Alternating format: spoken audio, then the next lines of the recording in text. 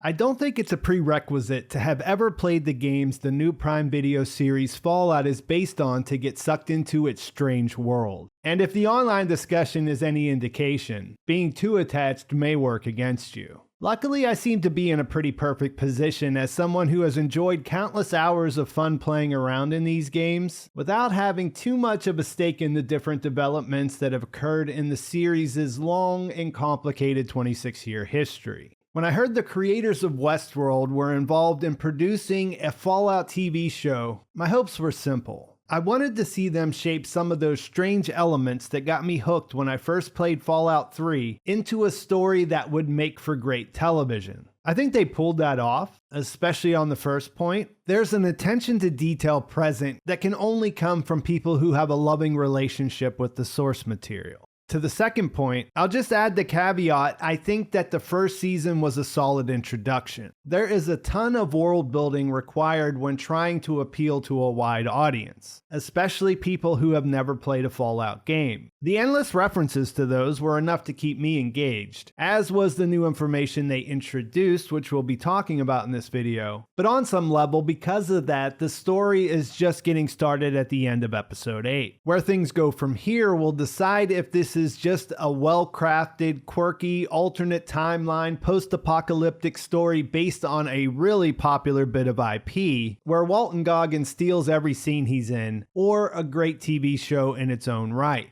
Time will tell. And if Bud Askins is to be believed, time is the ultimate weapon. Although the Ghoul has some pretty good ones in his arsenal as well. To explain what happens in the first season of Fallout, I'm going to take a page out of its book and flesh out some details I think might help set the mood, or maybe resolve the mood since you presumably just watched the whole season. If this is your first introduction to the Fallout universe, there are a couple of key distinctions to keep in mind. The show and the games it's based on take place in an alternate timeline that diverged from ours sometime after World War II. There isn't a single incident that you can look at as the point of divergence. It just shares our history until it goes in a slightly different direction. Even though it looks like the birthday party in the opening scene takes place in the 1950s, the floating home assistant robot is a sign it's actually in the future, which as you can see is not exactly our future. I won't go too far into the differences, but will say they're not limited to tech or the retro-futuristic look of things. Before this version of humanity arrived at the point of nuclear conflict, it evolved in its own direction. The changes affected all aspects of life, but a big part of the premise is also that regardless of those alterations, people are people, and human nature persists. The intro for each game in the series opens with the statement, "War. War never changes," as a way to set the stage. To maximize the dramatic effect, the show saved this until its final episode. But to a certain extent, if there was only one thing you needed to know about the games, this would be it. But I'll give you a couple of other things that might be useful to know. The first game came out on October 10th, 1997. Which the code Moldaver is trying to get from Hank, 10-10-97, is a reference to. There have been 5 additional main games released since, which were titled Fallout 2, Fallout 3, Fallout New Vegas, Fallout 4, and Fallout 76. They all function as standalone stories in the connected universe, which is the wasteland of what used to be the United States. The event we see depicted in the opening sequence of the TV show is known as the Great War. The nuclear apocalypse lasted 2 hours from start to finish and came on the heels of a decade-long traditional war between the Fallout timeline's 2 superpowers, the United States and China. This was a clash that started in 2066 over control of Earth's dwindling resources. The bombs dropped on Saturday, October 23rd, 2077, and as we see when the show's present-day storyline picks up 219 years later in 2296, the world never really recovered.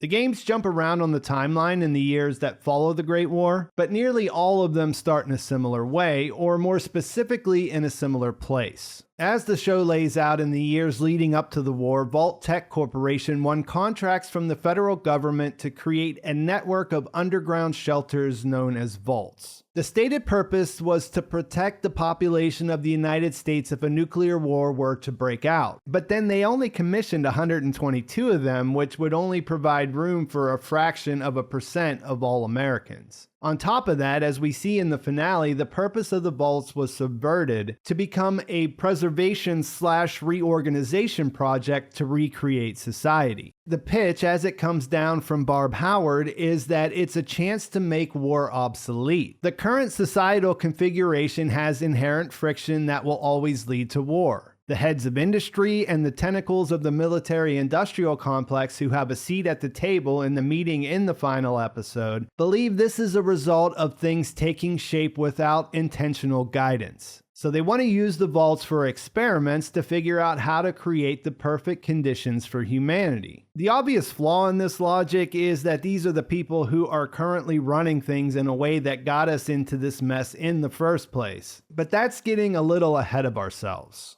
As mentioned, each installment is a standalone adventure, and the show starts its story with the event that set things in motion for a cast of brand new characters. Famous Hollywood actor Cooper Howard connects things together because he never made it to the safety of the vaults and experienced a process that exists in the games called ghoulification. I won't delve into everything that's known about that from the games, because I tend to think the show provided us the details it wants us to know about it for where we're at in the story. We didn't witness his transformation, but get the idea that it's related to exposure to radiation. This has extended his lifespan significantly. He's still going strong 200 plus years after the war, and comes with some other perks like a resistance to radiation, which we see when he's able to drink the irradiated water in episode 4. And I promise I won't nerd out about the games too much. I'm sure there'll be no shortage of videos out there like that if you want to go looking, and my channel is focused on TV shows. But one of the things that hooked me on the games was the sound design. So the Geiger counter sound effect as they approach the water brought back some memories. Another fun one is when the ghoul first approaches Wilzig in Philly in episode 2.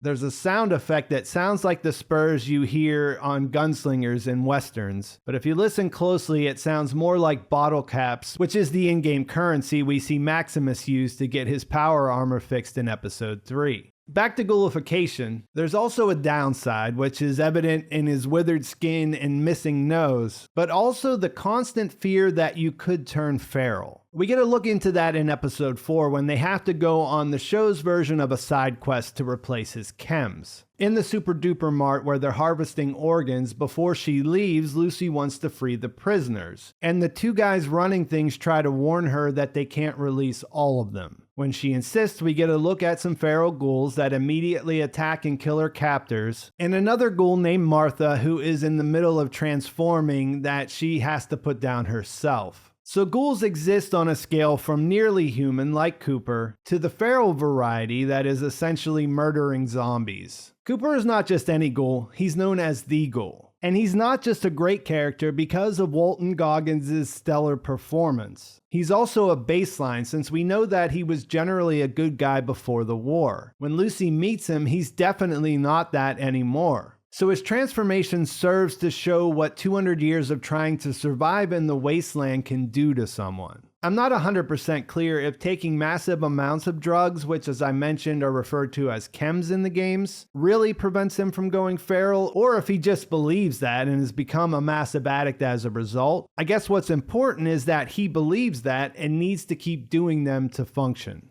It should be noted that Wastelanders aren't very accepting of ghouls for this reason. We hear the shop owner tell the ghoul that his kind isn't welcome in Philly, which would be a pretty normal reaction. In the flashbacks from before the war, we not only learn who Cooper Howard was, but also get insights into the politics of his time. Beyond the fact that he's doing a gig at a kid's birthday party, most of what we see related to his movie star lifestyle looks pretty normal. I guess it probably wouldn't hurt that his wife is a high-ranking executive at one of the biggest corporations in the world either. As the season goes on, you start to see a thread of hyper-nationalism or intense patriotism, with an equivalent to our timeline's Red Scare taking place in Hollywood. In Fallout 3, you can learn about a government project called Project Brainstorm, which was a plan to include covert and overt messages of extreme patriotism and loyalty into popular media. The retro-futuristic look can be deceiving because it can invoke the idea of quote-unquote better times. There is a tech explanation. Transistors were never widely adopted in the Fallout timeline, where there was more of a focus on nuclear energy and technology. That explains why the gadgets and appliances look different, and why even years in the future they haven't gone completely digital. But the aesthetic is something different. In an interview before the show was released, Jonathan Nolan and Walton Goggins said the series takes place in a world where America did not experience the Vietnam War, the Watergate scandal, or the Woodstock-type counterculture of the 1960s, and never had a conversation with itself about its own sins and transgressions.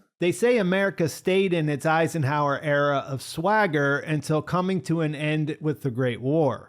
If the Ghoul is the character that connects the timelines, then Wilzig is the person who connects the characters in the present-day timeline. He's a bit of a mystery, as is the Enclave, which is the organization he's working for in the beginning. In the games, there's a lot that's known about them, as they're basically the bad guys in Fallouts 2 and 3. But then they don't have much of a presence in the West during Fallout New Vegas, which makes it hard to say what they're doing in the labs he was working at. The show presents them as a mystery, and I think that's probably fine for now. I think we'll learn more about them in the following seasons. In Fallout 76, which is the latest Fallout game that was released, there is some indication of a relationship with Vault Tech, or at least Vault Dwellers and the Enclave, but I won't spoil that here since this may be part of the larger story the show is trying to tell. I guess what matters if you haven't played the game is that in the post-war Wasteland, different factions are vying for control. Wilzig has access to what we'll find out later is a cold fusion reactor that's capable of generating unlimited energy. He takes that and escapes from his research position with his dog CX-404, who we see him save from incineration after noticing that he was slightly underweight as a puppy. That's a small detail, but something you might want to file away about how the Enclave operates. Wilzig is trying to get the reactor to one faction, but quickly comes under the attention of a different one called the Brotherhood of Steel, and also the Ghoul who makes his way in the world as a bounty hunter. Maximus is the character who provides us with a look into the Brotherhood of Steel, which is a faction that plays various roles throughout the Fallout games.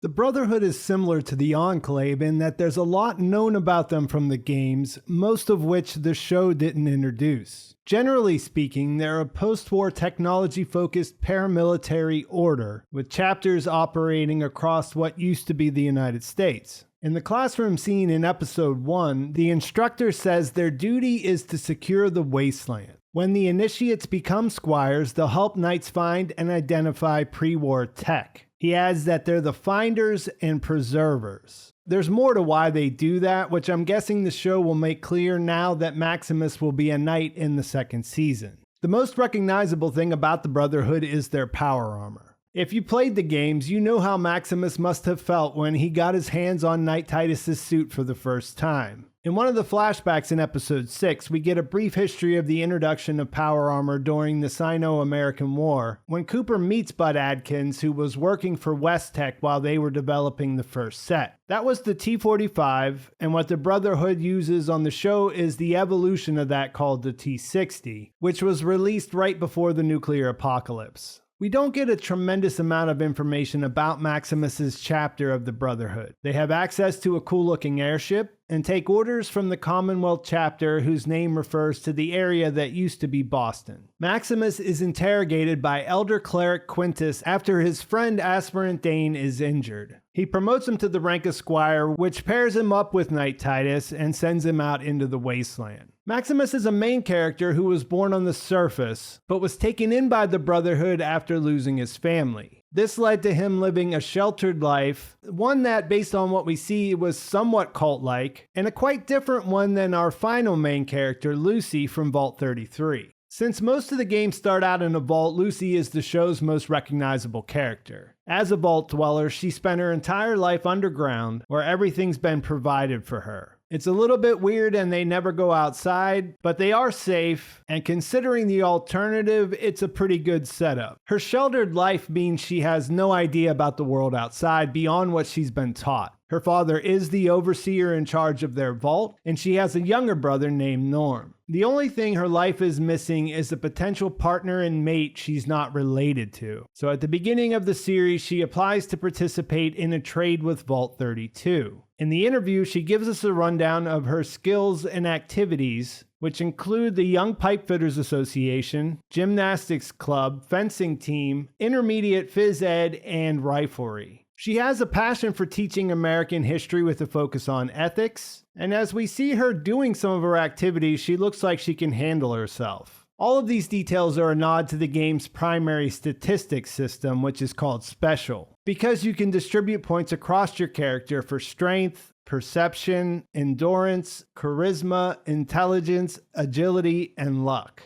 When she's approved for the program, her life gets turned upside down. While she grew up thinking her vault was fostering a community that was preparing for Reclamation Day when they would re-emerge from the vault and rebuild society, Vault 33 is really part of the 3-vault plan that Bud Askins devised. It's connected to Vaults 31 and 32, with 31 housing Bud's Buds, which are Vault Tech employees who were cryogenically frozen in 2077. The plan was to have their most loyal employees survive to reshape things after the radiation on the surface gets to a level where they can repopulate the wasteland. Lucy's Vault and Vault 32 were for breeding, so that the Vault Tech executives would be able to produce viable offspring that would be aligned with their vision. In flashbacks, we see that her father Hank was an assistant to the ghoul's wife Barb, and Lucy's brother Norm will go on his own side quest later to discover the truth of their situation, only to be trapped in Vault 31 with Bud's Buds and be forced to enter his father's vacant cryopod, at least until next season. Lucy's arranged marriage ends up getting hijacked by a character named Moldaver, and what I presume is a group of raiders she hired for the job. We'll learn later that she's connected to the New California Republic, which has a history that stretches back to the first game. At one point, they were the model example of post-apocalyptic success and the largest economic and political power in California.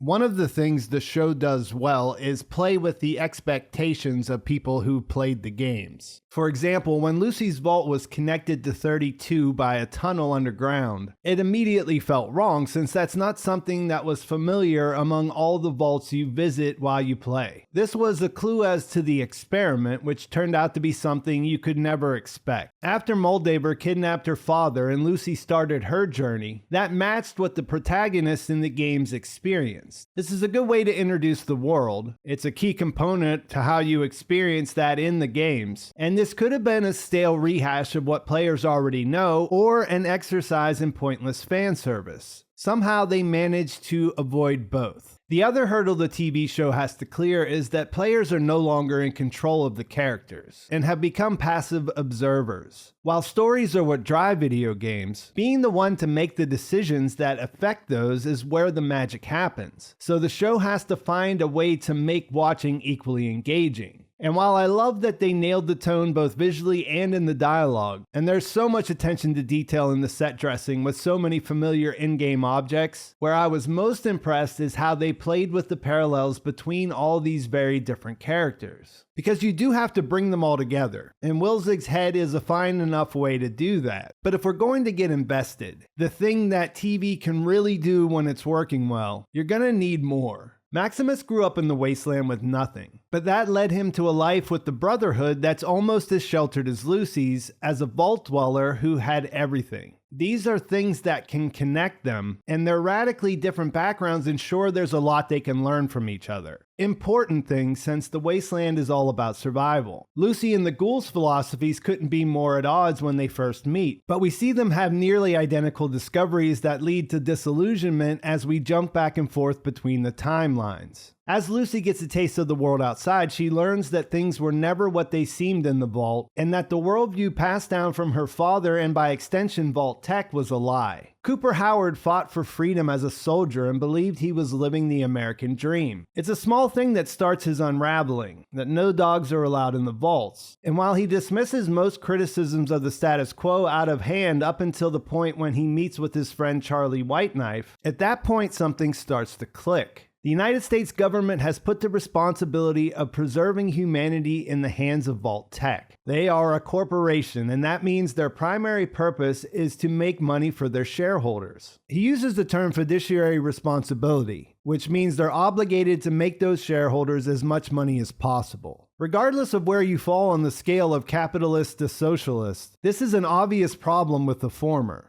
When we're talking about the end of the world, it becomes a problem to ease those tensions and the fear they generate, because it produces income. It isn't hard to put it together then that continuing the conflict serves their interest. For Lucy, it's just a matter of being deceived and not having a choice to make her own decisions. She was the Vault Dweller ideal, practically an ambassador for their way of life, all backed up with that all-American can-do spirit, okie dokie. She even grew up watching Cooper Howard movies with her dad, and if we're talking about ways the show added to the lore, I'm totally behind using him for the origin story for Vault Boy and his famous thumbs up. That's something that pretty much everyone knows, even if you've never played the games, you've probably seen that. I also enjoyed the two-part reveal of showing where the thumbs up came from in episode 1, something they taught him to do in the Marines in case of a nuclear attack, and then later seeing him suggesting he do it in the blue vault suit in the photo shoot in episode 3. The original Vault Boy becoming a ghoul was not something I saw coming. The other area where I thought the show excelled while it was introducing us to the characters and the world was the way it balanced the brutality of the Wasteland with a bit of absurdity. This also feels true to the games. The way they depicted the violence certainly looks familiar, and I give them credit for pulling that off in a way that adds to what's happening rather than taking away from it. Lucy using a stim pack after she got that stab wound, which is the in-game way to heal your character, was a treat, and it worked to poke fun at some of the things we have to suspend disbelief around in games more broadly. I do hope that's not something that they'll return to over and over though, because that might diminish the stakes in tense situations as the story continues. For example, we see Moldaver expire in the final scene after accomplishing her goal of activating the cold fusion device. Could she have been saved by a stim pack? It didn't take away from the scene because it was just something they touched on in the early episodes, but if they go there too often, it seems like it could. And that goes for a lot of things. There's a point when the ghoul says the Wasteland has its own golden rule. Thou shalt get sidetracked by bullshit every goddamn time. This is a hilarious reference and reminds me of every time I logged into Fallout 76 to do one thing real quick and then spent an hour doing 10 unrelated things before I realized what happened. It was good for a laugh and self-referential in the right way, but hopefully that doesn't become a regular fixture of the show because, well, there's already enough of that in the games. The show works best when it sticks to the characters' main quests, and when putting them together brings the world into focus. This happens for Lucy and Maximus on their way to Vault 4 and during the time they spend there. This is when Lucy's unraveling truly begins. Throughout the early episodes, it started to feel like there weren't that many people in the Wasteland. Not as many as I was expecting because they had these hints from the trailers that Shady Sands, the original capital of the NCR, was nearby. As they approach a sign that melts Lucy's perception of reality when she sees that 34,852 people once lived there, it starts to become clear that something happened on the West Coast since the last game visited there. Lucy can't believe that civilization started over without any input from the Vaults, who were all working towards Reclamation Day when they would be the ones that would do it. After Maximus tells her it didn't work anyway, she wonders what happened. He explains it's the same thing that always happens. Everyone wants to save the world, they just disagree on how. This is sort of the spiritual successor of War Never Changes, and it won't be the last time one of the main characters revisits this subject. From there, they enter a Vault Tech medical lab and wind up in Vault 4, which was the promotional vault that was in Cooper's commercials in the before times. Even though there was a trapdoor involved in their arrival, Lucy couldn't be happier to be back in a vault. To celebrate, she asked Maximus if he wants to have sex, and the awkwardness involved all around made me root for this romance for the first time. I'm not sure what the Brotherhood of Steel is doing on its compounds, but how do you get into what I'm guessing is his 20s surrounded by a bunch of young men and still think of ejaculation as something similar to a pimple popping? The Brotherhood has truly lost its way. For now, they don't take things to the next level, and over time, Lucy realizes that this vault is very different than the one she grew up in. The mutations are only the tip of the iceberg, but it turns out not to be as horrific as she first thinks after she makes her way to level 12. And that's not even mentioning the surface dweller ceremony she wandered into. It turns out that all of these people are refugees from the NCR and the bombing of Shady Sands. And in the overall scheme of things, none of what happens at Vault 4 is that important on its own. It all just serves to move Lucy in the right direction and give Maximus a taste of how good life in the vault can be. And it fills in some of the blanks as to what happened to the NCR along the way, but that is the one place where the show kind of lost me. There is a scene when Lucy is in a classroom and we get a timeline of events related to the New California Republic. If you've just discovered Fallout through the show, then I'll say none of this should cause you any alarm. What happened with me is that I was trying to put things together, and before Lucy saw the Shady Sands sign, I assumed the bombs that Maximus had referred to must have happened sometime after the ending of the last game that featured the NCR. So I looked that up to make sure, and it turns out that stuff all played out in 2281. With that information, I was waiting for the reveal, and then when she looked at this chalkboard, the date listed says 2277. I've been thinking about this for a few days and have no idea what that's supposed to mean. It could simply be a mistake, it could be hinting at something else that just isn't readily apparent, and until they explain further, that's where I'm gonna leave it.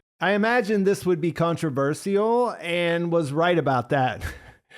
But I can't say I agree with the opinion that's coming from the people who seem to be the most upset about it. I will come back to this when we get to a different scene though. Since I've already touched on Cooper's unraveling, we're finally ready to talk about the ending, which comes in the strongest episode of the bunch that's titled The Beginning. Earlier I mentioned that it felt like it was just getting started in episode 8, once it got the world building out of the way. And here I'll add, if you're going to do it like that, you better make it count, and boy did they. They couldn't have structured this episode any better. For the story they were trying to tell, they set things up to unfold in a way that takes the tension all the way up and then drops one bomb after the other to answer some questions and has those answers land with maximum effect while leaving you wanting more. If you strip away all the details, you have a character who for 200 years has been trying to make sense of something he learned about his wife. You have a crusader who first appeared as a villain, who finally achieves her centuries-long goal after she exposes what we thought was a wholesome father who did some insanely ghoulish stuff for what he thought were the right reasons. And you have the obligatory vault dweller who started her journey as a doe-eyed idealist, learning everything she thought she knew no longer makes sense.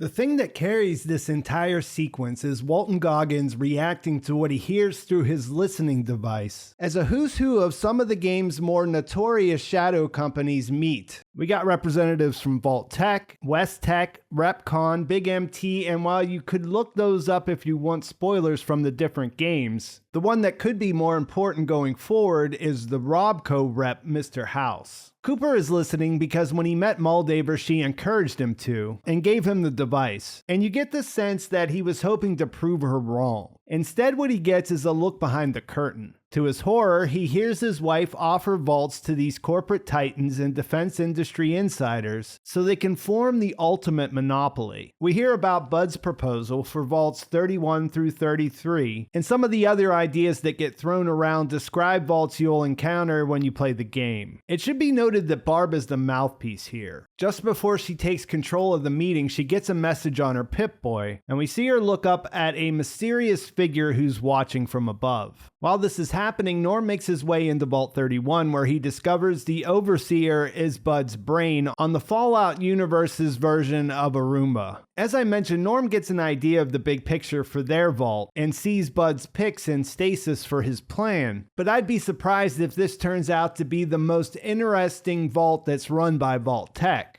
Because remember, Barb told Cooper that she worked so hard to get them a spot in a special vault for management, where they'll be overseeing the others. That's a little vague, but I don't think she's talking about Bud Askins' vault. He wasn't even at Vault-Tec for very long. I'm guessing there's another one, where the real VIPs would be. Hank was her assistant, and I wouldn't think someone like that would be in the same vault as, say, the company CEO. When Lucy finally confronts Moldaver at the Griffith Observatory, which is where she operates with what's left of her wing of the NCR, she learns some hard truths. Not only is her father a surface dweller from before the war, but he's the one responsible for nuking Shady Sands. Why? Because her mother figured out civilization was returning to the surface and tried to join them. Of course, this goes against the Vault-Tec grand plan. And as Moldaver points out, they still deal with their competition the same way they did 200 years ago. She also learns that her mother became a ghoul as a result, and she puts her out of her misery before all is said and done. Hank begs Lucy to let him out of the oversized birdcage that serves as his cell, but she can't be swayed. When Maximus leads the Brotherhood of Steel to the observatory and he breaks in an attempt to save Lucy, Hank talks him into unlocking the cage. Before that, Lucy convinced her father to do what Moldaver couldn't get him to, give her the code to unlock the cold fusion reactor. She's able to activate it, but gets distracted when the power armor-clad knights arrive on the scene. I joked that the Brotherhood had lost their way, but seriously, this faction that Maximus grew up with really did feel like a mess. They are able to wipe out this small faction of the NCR, but they have a technological advantage. And it seemed like most of the ones that had the T-60 armor had come in from somewhere else. None of what we see with the initiates, or aspirants as they refer to them in the show, is very honorable or what you'd expect to see in a group that considers itself the guardians of civilization. Before they launched their assault, Elder Quintus hinted that he felt the same way and threw out the idea of starting a new faction that he would be the head of, with the likes of Maximus acting as his sword. Quintus tells him he's been looking for a home for his entire life and that he should build one with him. Before he met Lucy, this would have been exactly what Maximus wanted to hear. When Hank gets a hold of one of those suits of power armor, he knocks him out, robbing him of the chance to run away. I imagine this will set him up to have a journey that will end in the same kind of disillusionment that the other main characters experience this season in the next one. It wouldn't be an ending without the ghoul, who shows up after Hank has been freed. He shoots him in the face without killing him, which is a pretty badass thing to do on purpose. We had seen the culmination of the pre-war timeline, which ended with the revelation that broke the man he used to be. Not only was Vault-Tec doing all the shady things I've already mentioned, but when Mr. House asked Barb how they could guarantee results for their large investment, she answered by dropping the bombs themselves. Which of course is crazy. But as Barb lays it out, this would be a tragedy, killing all those people. But for the people in that room, it would also be an opportunity. She goes on to say how it's really about making war obsolete and all the nonsense I guess you have to tell yourself if you're making decisions like this. I thought this was a pretty great twist. It seemed pretty consistent with some of the other takeaways you'll get if you play these games long enough. I'm curious to see if the implication is that they actually dropped the first bomb, because there never is a button-pushing moment. Who dropped the first bomb was always a mystery in Fallout lore. It was presented that way on purpose. Last year, one of the original creators said in an interview that it was China, and I sort of just took that as the truth. He hasn't been involved with the games for a long time, so at this point, that would just be his opinion. But in the spirit of that, I wonder if the show is saying that without a doubt, Vault-Tec dropped a bomb and got both sides to retaliate. I've seen quite a few takes that this was now canon as the way the war got started, but it's interesting that they still kind of left it open. I would be fine with that, but it also seemed a little strange that Cooper would have his daughter at a job with him right before it happened if Barb was in on the planning. Either way, seeing this side of his wife was the beginning of the end for Cooper Howard the idealist, which makes you wonder if seeing this side of her father will have the same effect on Lucy. It's a really nice touch that when the ghoul hears Betty suggest dropping the bomb, that a young Hank is standing right in front of him. And when they're face to face at the observatory, he gets a dig in by saying that Hank used to pick up his wife's dry cleaning, and then he gets to the question he's waited 200 years to ask.